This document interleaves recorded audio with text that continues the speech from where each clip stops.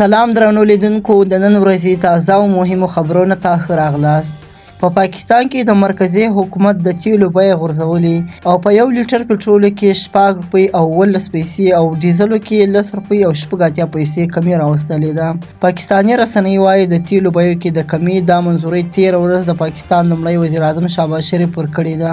همداشان د خاورو تیلو بیه په 1 لیټر کې 6 روپۍ او 12 پیسې او لایټ سویل ډیزلو بیه 15 روپۍ او 22 پیسې غورځول شوې ده.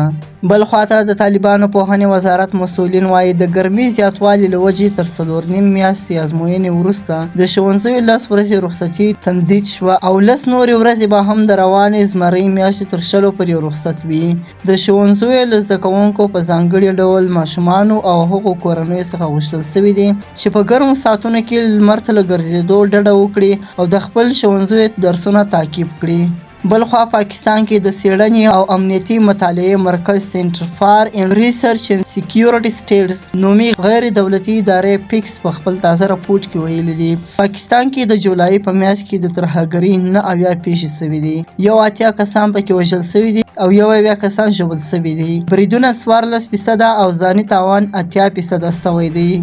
بل خواته د بلوچستان په ساحلي شهر ګوادر کې د 28 جولای څخه د بلوچستان یکجهتي کمیټې پرلط دوام لري. پرون د حکومت لخوا د پرلط سره د مذاکراتو کامیابېدو ویل شوي وو، خو بلوچ یکجهتي کمیټې ویلي دي پرون په 5مه ورځ هم پرلط روان وو او نن په 2 اګست د نورو احتجاجونو اعلان کړی دی. د بلوچستان حکومتي چارواکو پرون ویلي وو چې د حکومت او په ګوادر کې په احتجاج د بوختو بلوچستانو ترمنځ مذاکرات کامیاب شوي دي چې له هغې وروسته د بلوچو یووالي کمیټې د خپل احتجاج ختمولو اشاره هم کړې ده.